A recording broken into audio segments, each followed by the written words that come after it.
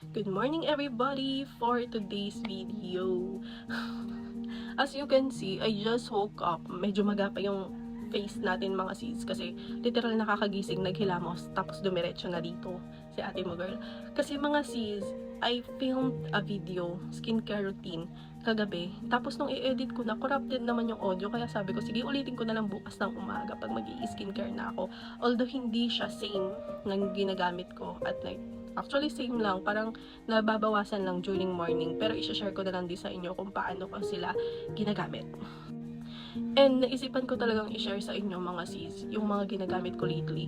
Kasi napansin ko, ito na yata yung pinakamagandang era ng skin ko talaga. As in, yung tipong kagising mo, tas pag natapatan ako ng araw mga sis, as in naglo-glow ako. Tas imaginein mo yung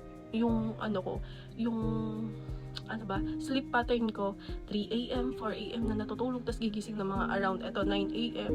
Pero, glowing yarn. Ayun, pagpasensyaan nyo na din kasi bigla sinisipon na si bakla sa kakapuyat talaga.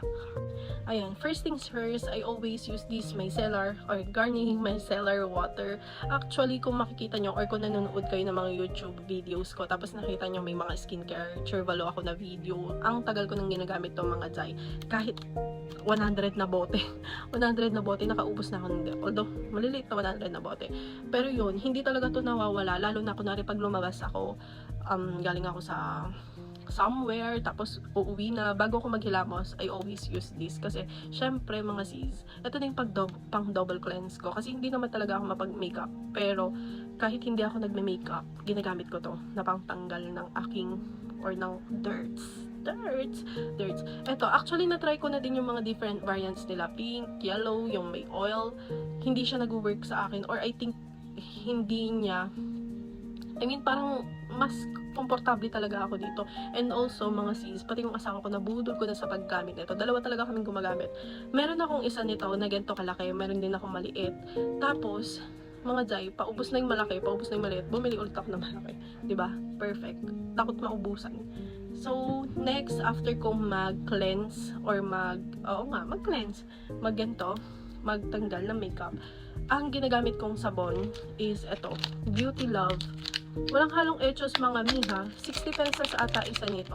Ang tagal ko na din gamit to, mga 2021, since pandemic era. Kasi nung time na yon naalala ko, nagka-COVID ako nun mga sis. Tapos sabi ko, ang gamit ko talaga sa face ko before ito, Cetaphil talaga. Tapos parang, pansin kong hindi na nag-work sa akin yung Cetaphil. Parang nagkaka-pimples ulit ako, bumabalik talaga yung mga tigyawat ko. Tapos may nag-recommend sa akin nito, naka-work ko. Dalawa silang nang gumagamit. Parang binudol niya din yung isa, tapos gumanda din yung skin. Tapos sabi ko, sobrang takot na takot ako gumamit ng mga Kojic soap talaga sa skin ko mga sis. Na mga rejuvenating, ganyan. Tapos nung nagka-COVID ako, sabi ko, total, naman ako, isolate ako, 14 days yon. Ginamit ko siya, tapos mga sis, sobrang nagustuhan ko. Parang 3 days pa lang nakikita ko ng effect niya na tumuyo yung mga pimples ko dahil. Tapos simula nun, hindi ko na siya tinigilan, as in, eto na talaga. Tapos pati yung kapatid ko, nabudol ko na rin na ito yung ginagamit niya. Tapos ngayon nga pansin ko lately, hindi na rin siya madalas magkatigyawat. Nakokontrol na nito, kaya pag bumili ako nito mga sis, siguro mga 10 ganyan, tig-5 kami. Meron tong set merong sun cream, night cream, ganun, toner, pero hindi ko kasi sila ginagamit kasi nga takot ako sa rejuvenating set. So, dahil nag-work naman sa akin yung Kojic soap, na lang ako dito. Ito na lang yung gamit ko. Yarn. So, dahil naghilamos na tayo, tapos ko nang hilamusan yung face ko. Ito yung nadagdag sa aking skincare mga sis. Etong Fresh Skin Lab Tomato Glass Skin. I think ito din na naging malaking tulong sa akin kung bakit ang fresh ng face. Talagang fresh skin yan. Fresh skin. As in, pansin ko mga sis, yung glass skin na sinasabi niya every time na wala pa kasing araw kaya hindi ko mapagmalaki sa inyo. Lagyan ko na. Yun. Napansin ko talaga na talaga mga Jai. Talagang nag-work sa akin ites. After nito, papatuyuin ko lang siya sa face. Make sure ko na na-absorb talaga siya ng ating skin. Actually, kagabi, sabi ko nga, nag-film na ako ng video. Pero feeling ko, yung nakapag-corrupt sa files ko is yung nakatapat ako sa electric fan. Kaya hayaan na nating matuyo siya ng sarili niya lang. Kasi baka ganun na naman ang mangyari mga Jai. Ayan. Madali lang din naman siya ma-absorb ng skin. Ayan, no, tinan nyo. Diba? Wala pang araw yan, pero kita nyo naman. Zay. Ito lagi na pagkakamalan na ballpen, pero ugat ko yan. Ayun na. Yun, so, ayan, tapos na. Absorb na ng ating skin mga sis. Next is, eto. Matagal ko nang gamit to. Siguro, ganun din. Nung mga 2021 pa din. Ganyan. Tapos as you can see, napnap na talaga siya mga sis. Ayan no. Wala nang laman.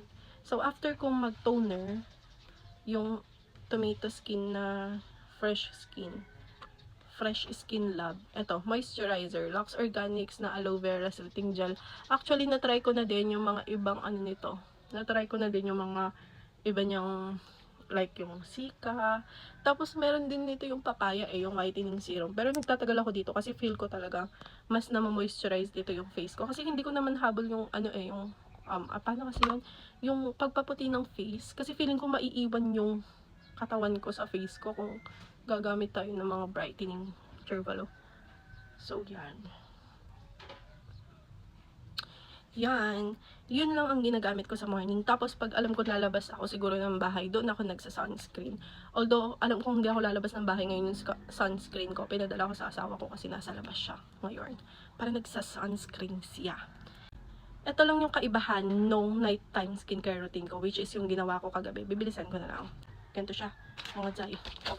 Nighttime to nighttime skincare routine ko. After ko mag-micellar water, magwawash na ako ng face using the Beauty Love Kojic soap.